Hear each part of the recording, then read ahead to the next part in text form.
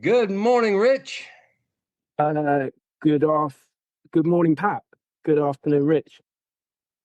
Yeah, morning to me, Morning to you. afternoon to you, Yeah. unless the world started spinning in the wrong direction there. Who knows, man? These days, anything could happen. you, just, you never know, man. You wake up and you go, well, yeah. I noticed about a year ago they had things have gotten so crazy that in the United States Congress they had the congressmen, they all got together and they had this meeting and this hearing where they pretty much admitted that aliens existed, and everybody was just kind of like, "What are we having for lunch?" Yeah, yeah. But no one Yeah. believes anything anymore. What's that? Everything. No one believes anything anymore. Everything's fake news. Is that what it You is? know. It was just Yeah, like man. we were just like, yeah, so what? I don't think they're interested. I think they came, landed, boom. Yeah. They're You guys are nuts. Like, we- yeah. Like, there's nothing worth invading here or engaging with. Like, you guys yeah, are I mad. think that just came Yeah, down. yeah. They're like, no, we're not getting in the middle of this. Yeah, We're yeah. heading up. So, how are things in the motherland today? Yeah, doing okay, Pat. Yeah, it's kind of cloudy, grey, coolish days. So another glorious British summertime. Actually, it's been quite a nice summer, but yeah, it's a bit cooler today, which isn't the end of the world. I've been out doing a bit of work, and now I'm home and get to talk to you and talk about Jesus and addiction recovery. So everything's good in my world, mate. What about you? Uh, well, to paraphrase of one of your famous great countrymen, Charles Dickens, it's the best of times and it's the worst of times because we are at the end of summer. You know how hot it gets here in the summertime. I do. And we love the summer. We love the beaches. We love the water. We love going out. You know, we love the lush, the greenery. We don't even mind the heat until we get to the end of August. Then we're thick of it. And it's like 97 degrees Fahrenheit, and fall's right around the corner. But that's the best of times because we've got the fall coming up, football season, or as we say here in the South, football. Football. So we're all looking forward to it. So we're right here on the precipice. So we got the best of times. Fall's the best of time of year for me. But the worst is right here at the end of August. And one of the things that makes it the worst, not just the heat, but now we have this last little couple weeks of hurricane season. And you guys don't get to experience that, do you? No, we had a hurricane. Like literally, this isn't even a joke. We had a hurricane in 1987. People still talk about it now. Like straight up. Is that right? Yeah. Well, the thing about hurricane season, this actually kind of tests our Christianity or our obeying Jesus, because here's what happens. The hurricane, you pay attention to them at this time of year. They form off the coast of Africa. And so you hear, oh, there's an invest, there's a system that's developing out there. So we start watching. It's a couple weeks away. But what we're hoping is if you live in the Gulf, if you live inside the Gulf, if you like Florida, Alabama, Mississippi, Louisiana, all the way around to Texas, the first thing we're thinking is, please God, let it go hit the East Coast. So we want it to take a right turn, You're subconsciously not even really thinking, and it's going to we want it to move out. Like we have one right now, Aaron. It formed. My first reaction, oh, let that thing go north. Well, you're not thinking there's somebody out there. Let it go hit Bermuda. They turn up north. If it comes into the Gulf, then we're on watch and we start thinking, let it go straight, let it hit Mexico. It's not us. I mean, I know that's not right, but that's our thinking. Then if it starts turning north, we start, if you live where I live in Mississippi, because we've been through some very horrible hurricanes. I mean, it was like a bomb had dropped here, power off, and you kind of get bombed back to the Stone Age. But then we start hoping it hits our neighbors. It's not what we're really not wanting to hit us, but oh man, I hope that thing, oh, maybe it'll go to Houston. If it starts turning to the right, well, maybe it'll go hit Tampa. And then we get, oh, it looks like it's going towards Tampa. And then what's the first thing we do? We all start thinking, oh, well, let's pray for the people in Tampa. So now we're ready to pray for the people that we've been hoping we're going to get hit by that hurricane instead of us. And I got to thinking, it's kind of like the Bible verse when they ask, I think it was Matthew 34, when the Pharisees asked Jesus, I think maybe Matthew 36:40, Let's have a look. possibly. Let's have a little look. Matthew 36. Matthew only goes up to 28, dude. Well, then that's not it. It's 30. I know it's 36:30, 36:40. But the verse is the Pharisee asked Jesus, teacher, he's kind of trying to test him. He says, what are the most important commandments? So if you Google that. Yeah, I'm looking. What bit of the Bible does the Pharisee ask Jesus, what is the most important commandments?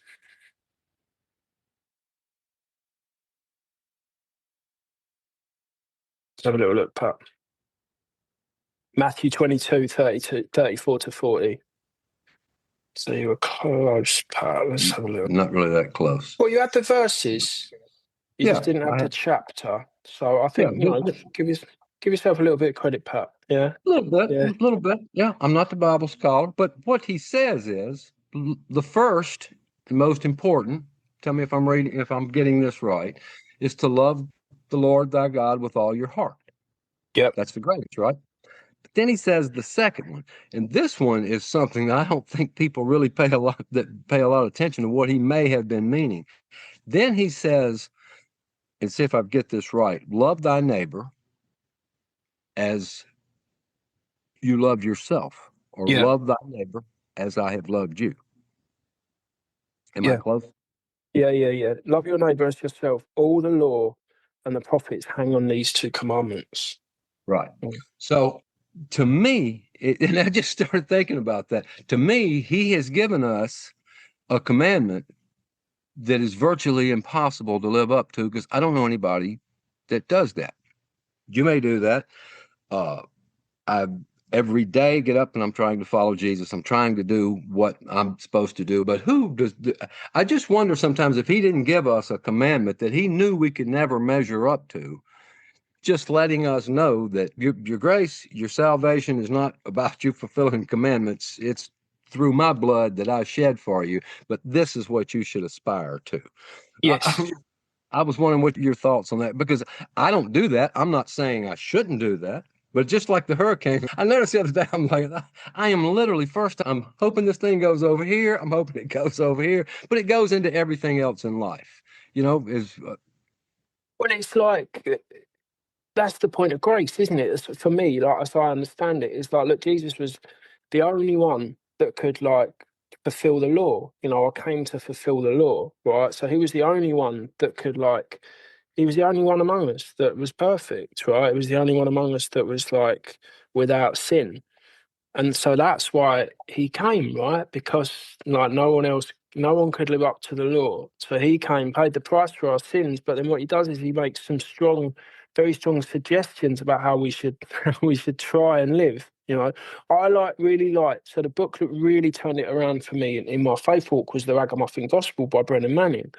And Manning talks about this extensively, right? He's like, you're gonna get it wrong. Like, that's the point. That's why he came. But Christianity and being a follower of Jesus Christ is not about an enforced morality. But what it's about is, like, if you allow the Spirit to work through you, then you will be more equipped to live like that, right? If the Spirit's within you, right? But because obviously we have the flesh and, like, our humanity will never get it right all the time, and that's why we need a savior. And I think he kind of talks about this in Romans, right? Paul talks about this in Romans, but it's like, it's that fallibility that meant we need a savior, because if we didn't have that, we wouldn't have needed a savior. So the whole thing, like, completes itself in that regard, right? It's like, like, it's because of our imperfection that we needed Jesus in the first place, and that's why he came. But then he tells us how we should try and live, and then we do our best to kind of live up to that, but knowing that we'll always fail, at some point, because that's the whole point. And that's why he came. That's kind of what I was thinking. That's an excellent way of explaining, because that's what I was thinking. He's done two things there. He's given you something to aspire to. And the Holy Spirit does remind me. I mean, I say it jokingly about, hey, we want this to go hit Houston, or we hope it goes in this direction. But it did.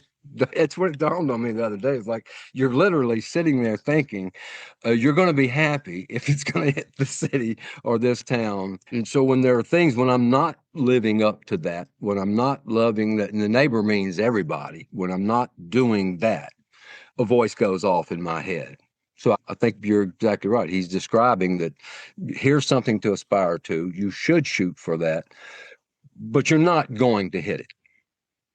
But that's why I came. So what you said was brilliant there. So speaking of your brilliance, our episode a couple of weeks ago on overcoming, when you were talking about the first step, I got some comments about that helped some people that are going through recovery, beginning recovery. And by the way, if anybody, to our listeners, whatever platform you're on, there is a send a text button on most of the platforms. If you have a comment like these folks have, you have a question.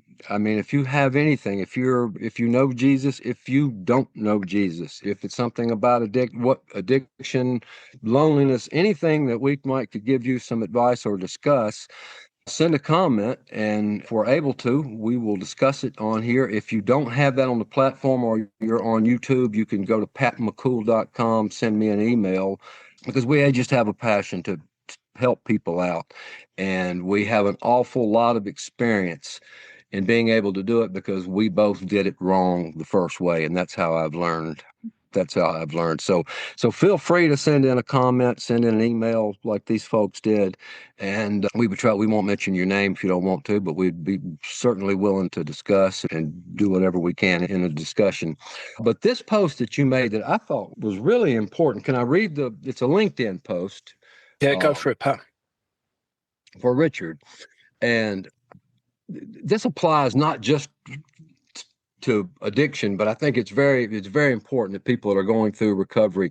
But we'll do this and then you can elaborate on it.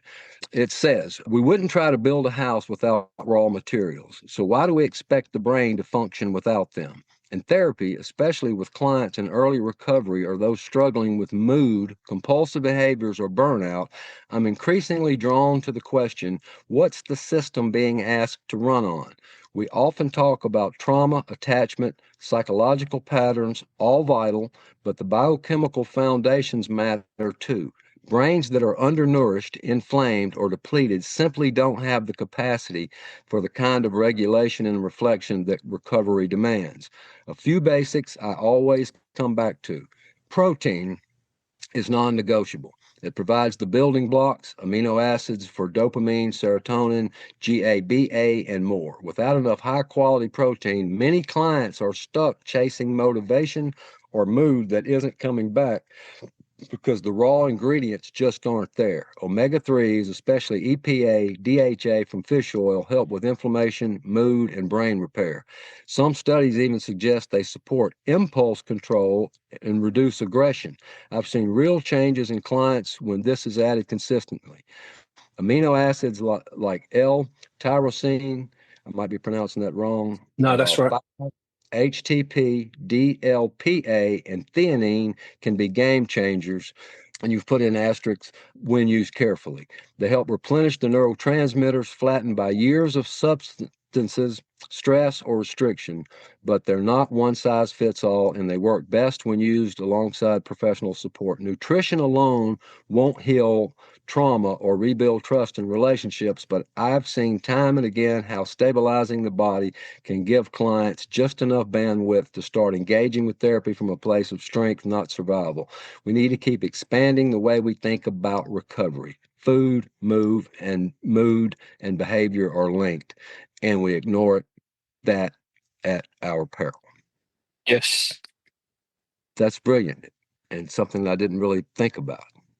Well, that's the whole point of it, Pat, really, is that like not many people do, right? So we know that, addiction therapy is helpful, right? Like 12-step programs, helpful. Yeah, like there's lots of good stuff that can and does happen in those, like that kind of psychological social approach, right? There's obviously a strong, like spiritual element, and what that means to different people is different things. But to us, that's Jesus, right? And that is, of course, like a vital, the biggest component for many, that get to be touched in that way. But there's this whole like biological component that just gets missed, right? And it's the building blocks of neurotransmitters. It's what we put in our body. So you can explain addiction from like a purely like neurological standpoint. We're talking about depleted neurotransmitters. We're talking about like a behavior that's driven and governed by the midbrain, the limbic system, that overwhelms logic. Emotions trump logic every time. And that's why people end up doing things, being driven towards doing things, which then, even to them, later on make no sense. So you'll hear the relapser, the guy that's just, used a shed load of cocaine, or, been on a big like alcohol binge and like, woken up and like, what have I done? Why did I do that? Look at the harm, the pain I've caused myself and others once again. And it doesn't make any sense. But then if you look at that from a neurological standpoint, it's like a brain that's like crying out for, whatever it might be, for something that it's learned makes it feel a bit better, right? Like it's very difficult for that brain to heal if you're not giving it the things that help it heal, So you need to be fueling the brain, giving the brain what it needs to repair and to run like properly, like to allow what's called like executive functioning. So that's like the decision making, to be able to make good decisions. Like I want to have a drink. Maybe what I should do is call someone. Maybe what I should do is pray. Maybe what I should do is go to a meeting. Maybe what I should do is contact my therapist. But like that all goes offline in a brain that's just not able to function properly because it doesn't have the building blocks of that. Yeah, I go all the way back to the days when I was doing the drugs, the drinking all the time. I felt horrible all the time. So you got up and it was one thing led to the other. I felt horrible. So instead of doing the things that would make me feel better internally, it's time to go do the drugs, time to go do the drink, instead of making yourself feel better. I mean, doing things that will actually make you feel better, and the better you feel, the better decision making. Is that part of what you're saying there? Yeah, absolutely. It's difficult to make healthy decisions if your brain is not working properly. So what you end up doing is you chase the thing that will, for a short time, make you feel better, like cocaine. So you injected cocaine, right? I remember that from your book. Yeah. So that is like this huge dopamine dump, right? Like many times greater than like a normal, like dopamine. It governs behavior. It's the reward neurotransmitter. It drives us towards things that make us feel good. But for most people, that might be like a steak. Yeah, like, or like a night, walking by a river, whatever, like like a normal human thing. But then you hit it with like something that releases that much dopamine, and then you have a crash, right? So if you're not giving the brain enough fuel to make a healthy level of dopamine, then you will automatically be drawn back to the thing that offers some hope of like you rekindling that level of dopamine again, right? So that's like injecting more cocaine, and that's why eventually you will get to the point where the cocaine doesn't do what it did. That's why people are always chasing that first high, Pat. Yeah, because that first huge dump of dopamine is the first time you experience that. It's amazing, right? Like I was a crack smoker, right? The first time I smoked crack, I was just like, it was like this almost like transcendental experience, right? But so you'll always be chasing that. And until you give the brain the stuff that it makes just to like start generating enough dopamine in a healthy fashion, you'll keep chasing that. And then the other side to that is that like if you don't give the brain what it needs through the food, in fact you give it what it doesn't need. So what we see in early recovery, and this becomes normalized somewhat, is people are chasing the things that are like lesser versions of the cocaine, sugar, right, like nicotine, caffeine. So they fill themselves up with that. You know, we see that a lot. You know, like you go to an AA meeting, there'll be a lot of people smoking outside. Yeah. You go to like, I don't know, some other kind of convention, like, I don't know, a car salesperson convention. You won't see that many people smoking outside. So, like, recovering addicts, they're chasing all these things to try and like get some version of that, like dopamine hit, but it's like a dirty dopamine hit and it keeps those addictive circuits alive, you know? And that's like, you know, relapse is linked to that. You know, relapse is linked to that. So you start giving your brain enough fuel to make enough dopamine. And what you'll see is people, rather than like forcing themselves to stop drinking caffeine, eating sugar, or to smoke a bit less, smoking's a little bit more complicated, but like they will be naturally less drawn towards that because their brain is not somewhere behind the scenes saying, we need that, we need that, we need that, we need that, we need that. We need to get something that's going to get some dopamine going here, man. We need to, you know, because it's got enough, it's got what it needs to like be doing that on its own, you know, giving it what it needs. You fell on the head when the injecting of the cocaine. You know, I mentioned I wasn't physically, I was emotionally, but maybe I was physically. But when I ejected that cocaine, like you said, that was, I mean, that was an experience. Right then, I was thinking, how can I go the rest of my life feeling like this? Because this is it. And I never felt that way again. You could have turned right around the next day and gotten a better quality where you chase it. You're always chasing that, having that very first. I don't know if heroin was like that, but I never got that again. I just kept chasing it and kept chasing it. And you're talking about, I kept making one bad decision. They kept getting worse and worse. And as far as nutrition, I wasn't really eating at all. I didn't even really care. You would just eat, you know, just something just to maybe at 1 o'clock in the morning or 2 o'clock. You didn't really think about it. All you were really thinking was trying to get that next hit or get back to that feeling again. So your mind, I guess, is programmed. So I think that's great information that you're saying the food staying nutritious because once once I started, once I became a believer, started getting my act together, you know, which we're not going to rehash that, you know, we've talked about it or it's in the book. I started exercising because had gotten out of shape. And so I started exercising and all of a sudden I started feeling better. I started going out and jogging. I started running. I started, um, lifting weights a little bit. And then I just started feeling better and better. And then it was a high to go out and exercise and sweat and then come in. And then less and less, you're wanting those bad things. You're talking about the steak, for example. Right now, the thought of eating a steak is very thrilling to me. I mean, it really is. I get excited about it. You know, I'm just like, oh, back then you didn't care. So all those the things that would otherwise give you great pleasure in life are completely gone. Yeah. Yeah, exactly that, right? So it's like, I liken it to this, I explain it to the people I work with like this, right? It's like, if you live on a roller coaster with all of its highs and lows, imagine you lived on a roller coaster for 4 years, yeah? Like, when you get off that roller coaster, right, like walking around the amusement park at a leisurely pace is going to be pretty dull, yeah? Like, it's not going to be a lot of fun, right? It takes time to get used to not being on that roller coaster. It takes a lot of time to start to be able to wrest a little bit of pleasure from normal, pleasurable things, right? So it's like, and you have to allow that. So, like, often there's like a very grey period after people clean up. You know, it's like nothing.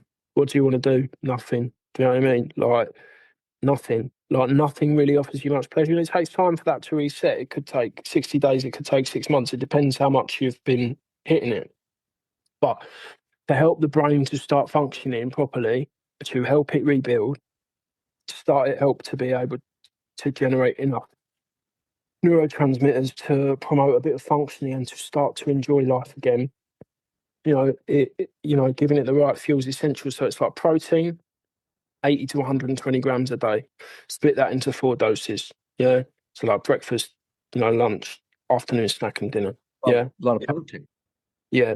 Well, it is and it isn't, right? Like it is and it isn't. Yeah, it's actually not that, if a chicken breast has, say a good sized chicken breast might be like 80. Excuse me, it might be 20. Yeah. Right. It's like Oh, four I chicken. Yeah, 4 chicken breasts a day, like 4 protein bars a day. Yeah, although you're better off eating like natural foods, right? But so like protein, healthy fats, like fatty fish. Yeah, lots of greens, complex carbs, so you don't get that, spike and crash in the blood sugar. Yeah, blood sugar is important as well. Another thing you can use like good quality omega-3 fish oil. Yeah, that's helpful. Yeah, that really helps the brain start kind of firing again. And I've worked with guys like that free fish oil. yeah, so you're looking for something with the kind of a good amount of EHA and DPA in it. Yeah, and taking that on the daily. So the supplements, not just the food, because I remember I used to take an omega. It was like a gold omega-3, I guess it was. You Yeah, just yeah.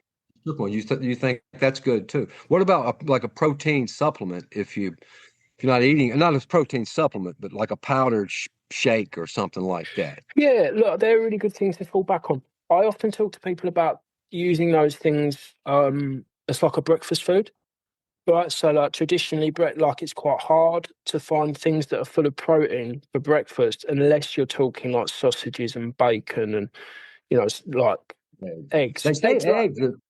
Eggs are really good, but like, most people busy lives who are on the go, like sometimes people they're not going to scramble some eggs every morning, right? They're not going to fry some eggs every morning. So what you would need to help people avoid is like people that have, I mean, in your country, like people eat donuts for breakfast, right? That's like probably the worst thing you can eat for breakfast, like I for your know. mental health. But over here, like we would eat like croissants, so you'd have a bowl of cereal. There's a bit of protein in the milk, but not much, right? So like protein shakes in the morning can be helpful. Handful of nuts for your like healthy fats, a little bit of protein, a decent amount of protein in nuts. But yeah, just whatever, however you get it into you, get it into you. If you're going to have scrambled eggs on toast, like have a good quality kind of like a dark rye bread with like pumpernickel, like that, something like substantial like that. Yeah, and like just so with that, you're giving yourself you got some good quality fats in the egg yolk. Yeah, you got lots of protein, egg white. You've got some complex carbohydrates, in this kind of good quality heavy bread, right? That's a good setup for the day. Eating a bowl of Captain Crunch and a donut is not, that's like the opposite of what you need for breakfast. But like, so it's helping people find ways and helping people to find ways for work for them as well. Yeah.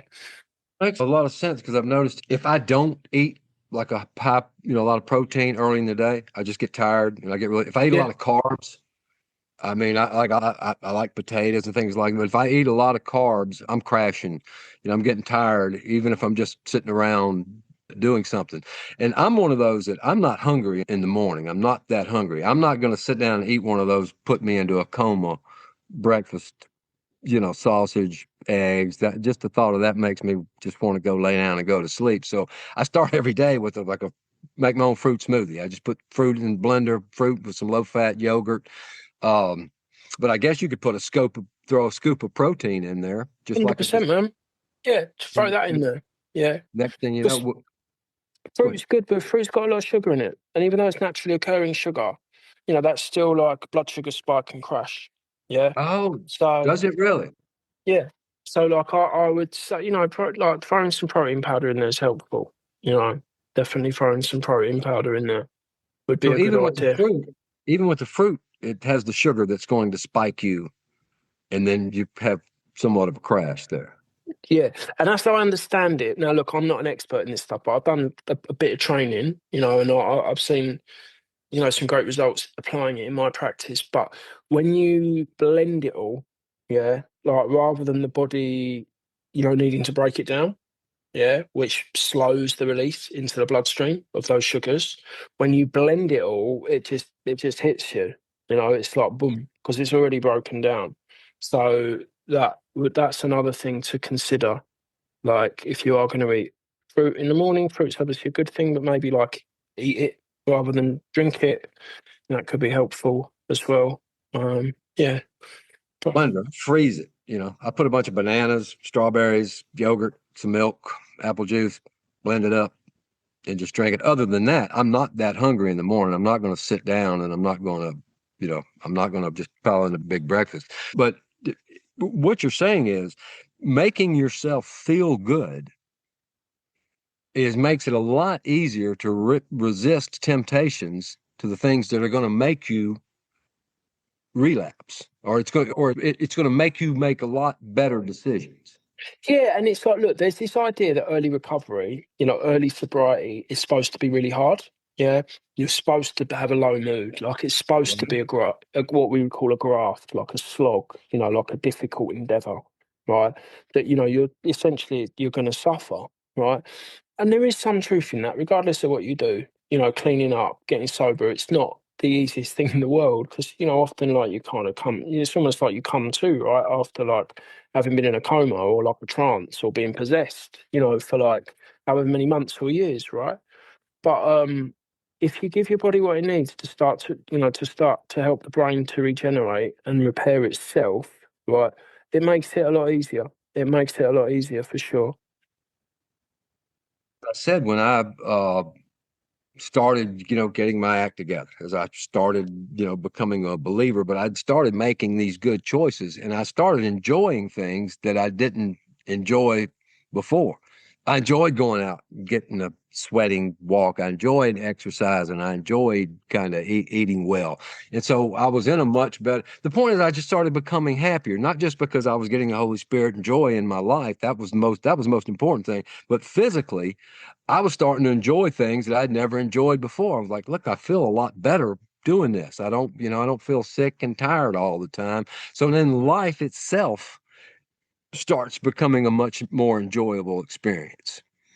Well, So yeah, having seen your story, obviously I've read your story, Pat, right? And uh, you, your life was a roller coaster, right? There was a right. lot of reckless behaviour, a lot of adventures, a lot of highs and lows. Yeah, a lot of like car crash, flying through the air in a car, landing upside down, all that kind of stuff, right? Lots and lots of spikes, and then you introduce the drugs to that, it's an even bigger spike, right? So yeah, like getting reaccustomed to doing healthy things, getting off the roller coaster. It's a process, but it's if you stick with it gets better, and it gets a lot better. Yeah. I guess the other thing to talk about as well, as I mentioned at the end of that post that you kindly read out, is the supplementation. So tyrosine, just a little bit on that. Tyrosine is a dopamine precursor. So that is the protein, the amino acid and protein is protein. Like tyrosine is the exact type of protein that your brain needs to generate dopamine. So like I've worked with guys who they're constantly preoccupied with thoughts of their addiction. They may have been sober for some time, constantly preoccupied, right? They drink a lot of caffeine, they vape a lot, they eat a lot of sugary food. Yeah.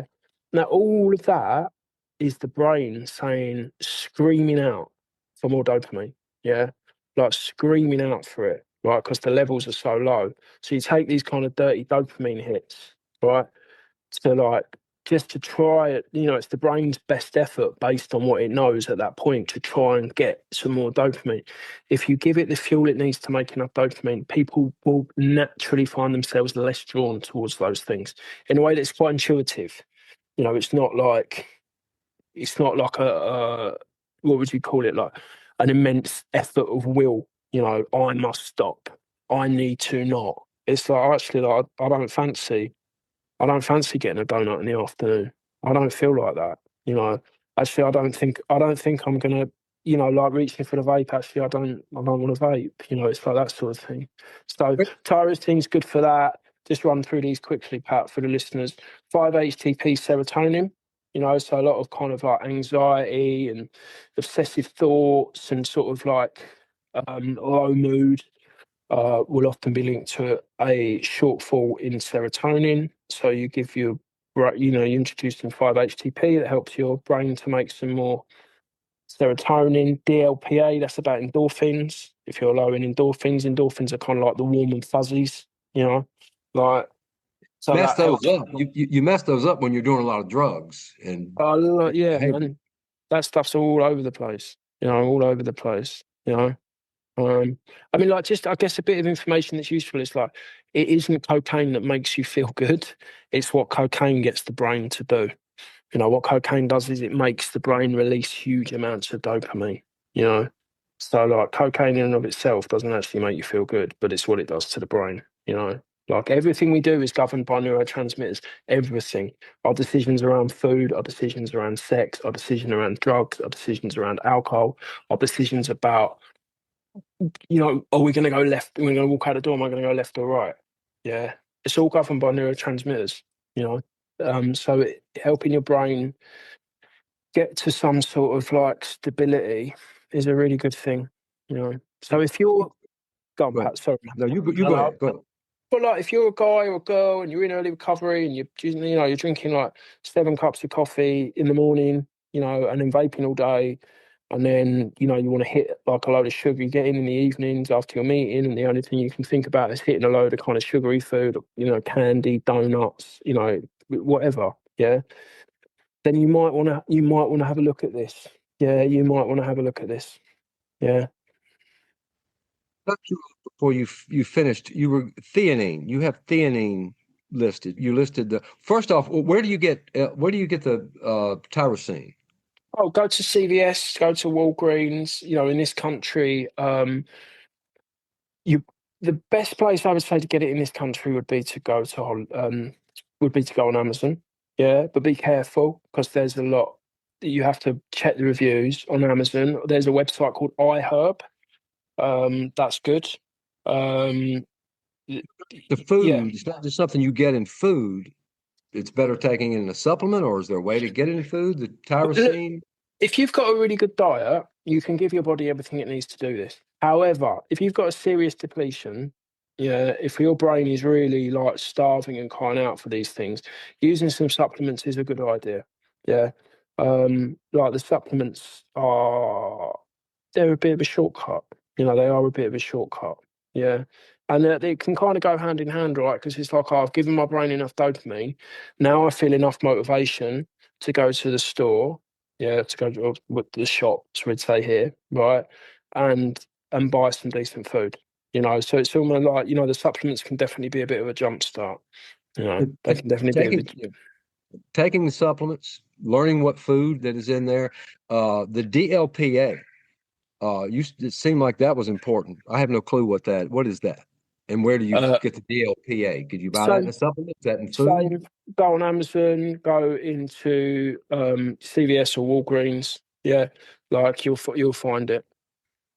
So, it just seems like most of this stuff is in the food. If you go back to the Bible and just see the stuff that God provided us to eat, not all the stuff that we've manufactured.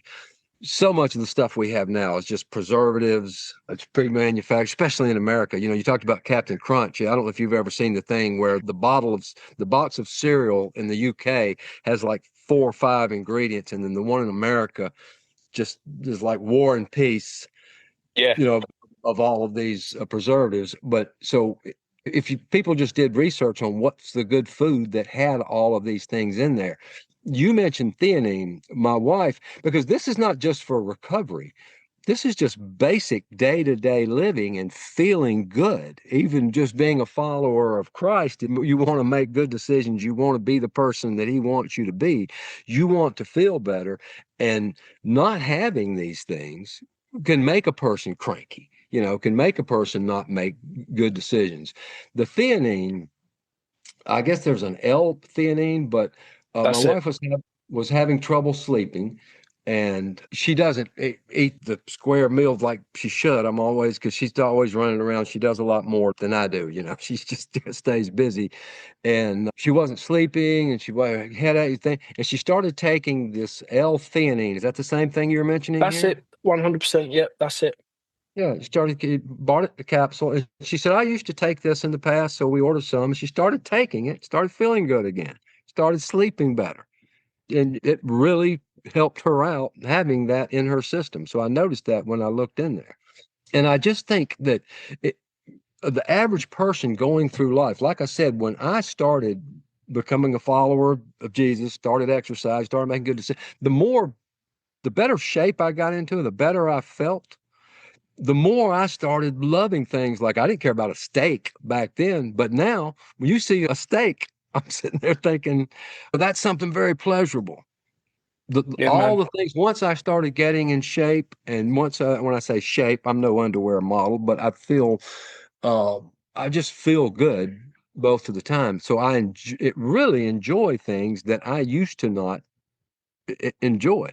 And you've spelled it out pretty good there. That's a lot of your diet, not just in recovery, but just in day-to-day life, eating well. It's like you said, that line of, a Starbucks in the South is a license to steal. Not just in the South, but in America. The line wraps around, and they're coming through there, and you're getting your double, triple latte, extra shot of whatever to kind of get you through the day, and probably maybe eating something sweet. But putting all of these things that you've mentioned into your body not just helps in recovery. I think it just helps in day-to-day life. 100%. 100%. It's just helpful for like mood and good functioning and, energy, all of those things. I think with the food, if you look at if you look at the list of ingredients on the back of your food, I think a good rule of thumb is if there's anything on there that's got more than 2 or 3 syllables, probably avoid. If there's anything on there you can't pronounce, yeah, like probably avoid that. And if there's anything in there that's got more than 4 or 5 ingredients, probably avoid that too. Some people just eat like whole foods, and that's fantastic. It's not always that practical these days. But if you look at something like Captain Crunch, you'll see obviously there'll be a huge amounts of preservatives, colorings, numbers. You guys have much less regulation around what goes into your food, right? But we have the same problem over here, right? You look on the back of like a food stuff like Captain Crunch, right? It'll probably say fructose, it'll probably say corn syrup, it'll probably say glucose, and it'll probably say sugar. But it's just all sugar. You know what I mean? It's just all sugar.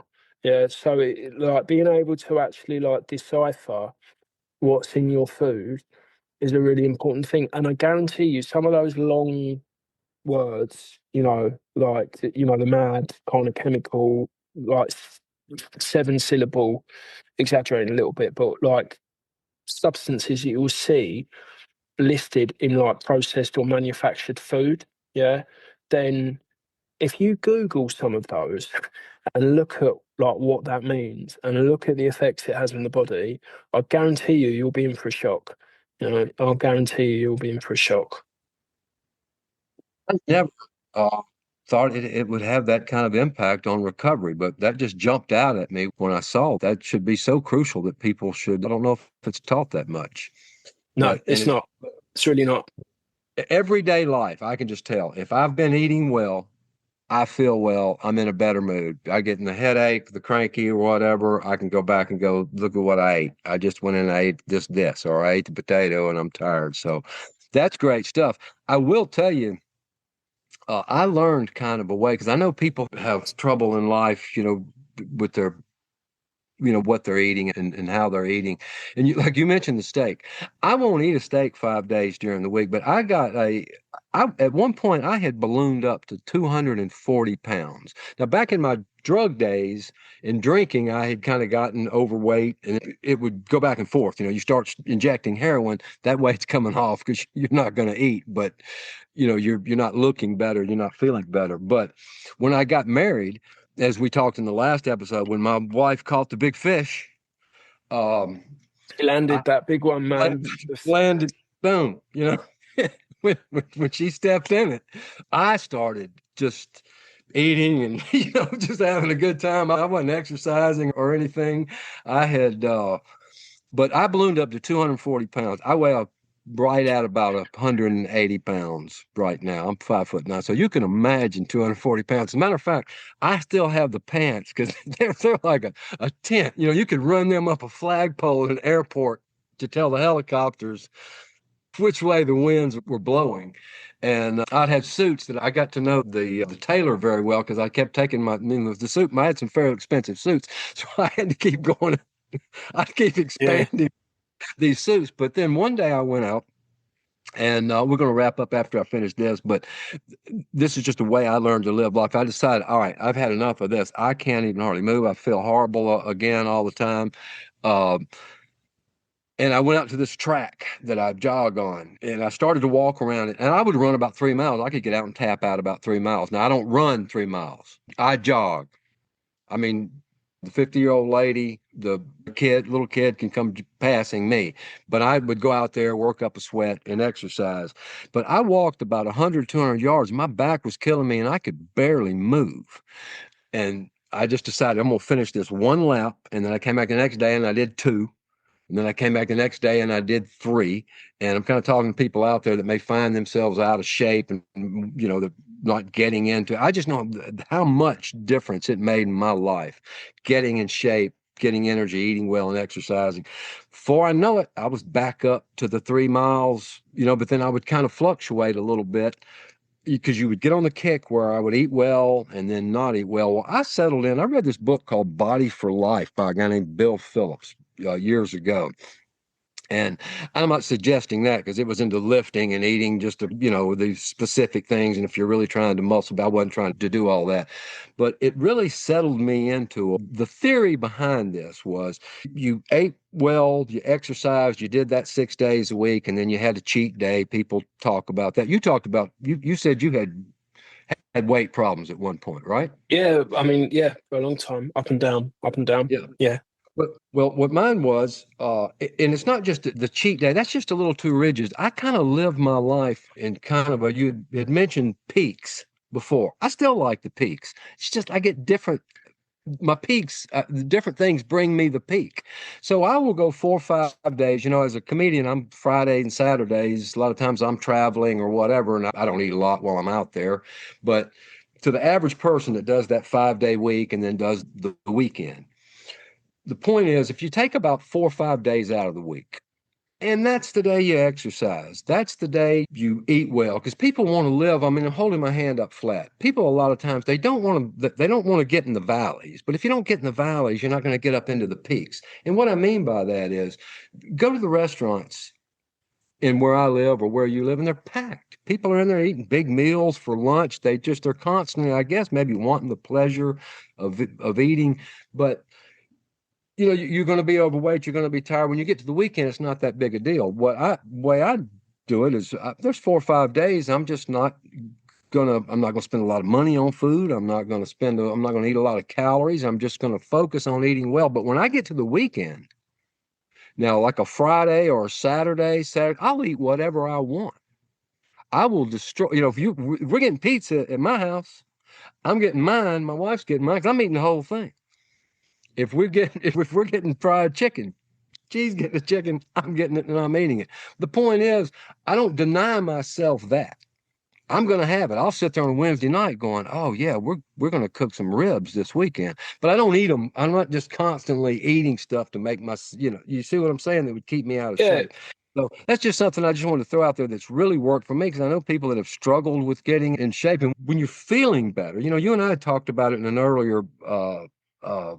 earlier conversation, how much better you're looking and feeling. And I didn't even notice you'd been losing some weight, but don't you feel much better? You feel a walk, in the park is far more enjoyable than it was when you're struggling and you're tired all the time. But that's kind of what worked for me. I just kind of,